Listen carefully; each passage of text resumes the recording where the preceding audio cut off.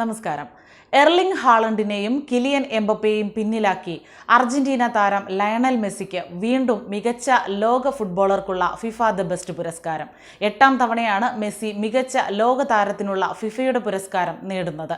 ഒരു തവണ FIFA world player of the year, 4 തവണ ഫിഫ ബലോൺ ദോർ, 3 തവണ ഫിഫ ദ ബെസ്റ്റ് എന്നിവയാണ് മെസ്സി നേടിയത്. എന്നാൽ ലണ്ടനിൽ നടന്ന ചടങ്ങിന് ഹാളണ്ടും മെസ്സിയും എംബപ്പയും എത്തിയില്ല. മികച്ച വനിതാ താരത്തിനുള്ള പുരസ്കാരം സ്പെയിനിന്റെയും ബാർസിലോണയുടെയും താരം ഐറ്റാന ബോൺമറ്റി സ്വന്തമാക്കി. മികച്ച പുരുഷ ടീം പരിശീലകനുള്ള പുരസ്കാരം സിറ്റി ക്ലബിന്റെ പരിശീലകൻ പെപ് ഗ്വാർഡിയോള സ്വന്തമാക്കി. കഴിഞ്ഞ സീസണിൽ English premier league club Manchester സിറ്റിയെ ട്രെബിൾ കിരീട നേട്ടത്തിലെത്തിച്ചതാണ് ഗ്വാർഡിയോളയെ പുരസ്കാരത്തിന് അർഹനാക്കിയത്. ലോകകപ്പ് ഫൈനലിലെത്തിയ ഇംഗ്ലണ്ട് വനിതാ ടീമിന്റെ പരിശീലക സറീന വീഗ്മാനാണ് മികച്ച വനിതാ ടീം കോച്ചിനുള്ള പുരസ്കാരം. ഇത് 4ാം തവണയാണ് വീഗ്മാൻ ഫിഫ ബെസ്റ്റ് പുരസ്കാരം നേടുന്നത്. മികച്ച പുരുഷ ഗോൾ കീപ്പർക്കുള്ള പുരസ്കാരം മാഞ്ചസ്റ്റർ സിറ്റിയുടെ ബ്രസീലിയൻ ഗ്വാളി ഏതേഴ്സൺ സ്വന്തമാക്കി.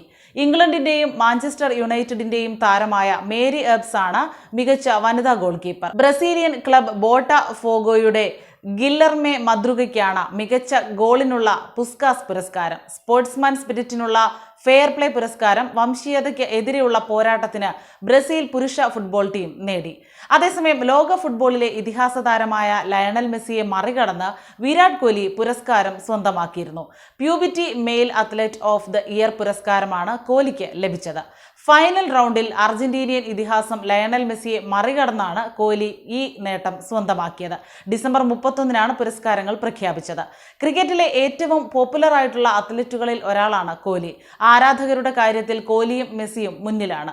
അതേസമയം കോഹ്ലിക്ക് 2023 ഏറ്റവും മികച്ച വർഷമായിരുന്നു. ഏകദിനത്തിലെയും ടെസ്റ്റിലെയും നിരവധി റെക്കോർഡുകളാണ് താരം തകർത്തത്. ഏകദിനത്തിൽ 50 സെഞ്ചുറി നേടുന്ന ആദ്യ താരമായും കോഹ്ലി 2023-ൽ മാറിയിരുന്നു. ഒരു ലോകകപ്പ് എഡിഷനിൽ ഏറ്റവും കൂടുതൽ റൺസ് എടുക്കുന്ന താരമായും കോഹ്ലി മാറിയിരുന്നു. ഇക്കഴിഞ്ഞ ലോകകപ്പിൽ 765 റൺസാണ് താരം അടിച്ചെടുത്തത്.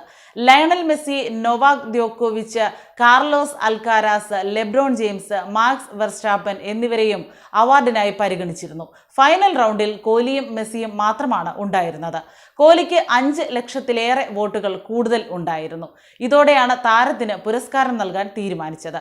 മൊത്തം 78% വോട്ടുകളാണ് വിരാട് കോഹ്ലി സ്വന്തമാക്കിയത്. Times athlete of the year പുരസ്കാരം നേരത്തെ മെസ്സി നേടിയിരുന്നു. എന്നാൽ ഈ വർഷം മെസ്സിയുടെ പ്രകടനങ്ങളൊന്നും മികച്ച് നിൽക്കുന്നതായിരുന്നില്ല. കഴിഞ്ഞ ലോകകപ്പ് അർജന്റീനയ്ക്ക് നേടിക്കൊടുക്കുന്നതിൽ നിർണായക പങ്ക് വഹിച്ചിരുന്നു മെസ്സി. അതിനുശേഷം മെസ്സിയിൽ നിന്ന് കാര്യമായിട്ടുള്ള പ്രകടനങ്ങളൊന്നും ഉണ്ടായിട്ടില്ല. അമേരിക്കൻ ക്ലബായ ഇന്റർ മയാമി ക്ലബിലേക്ക് നേരത്തെ മെസ്സി എത്തിയിരുന്നു. ഡേവിഡ് ബെക്കാണ് ക്ലബിന്റെ കോച്ച്. PSG-യിൽ നിന്നായിരുന്നു മെസ്സിയുടെ വരവ്. PSG-യിൽ മെസ്സി വൻ പരാജയമായിരുന്നു. 10 കളിയിൽ നിന്ന് 11 ഗോളുകളാണ് ഇതുവരെ മെസ്സി ഇന്ററിനായി നേടിയത്. എന്നാൽ ടീമിനെ പ്ലേ ഓഫിലേക്ക് നയിക്കാൻ മെസ്സിക്ക് സാധിച്ചില്ല. അതേസമയം മെസ്സിയുമായി താരതമ്യം ചെയ്യുമ്പോൾ വിരാട് കോഹ്ലിയുടെ നേട്ടങ്ങൾ നിരവധിയാണ്.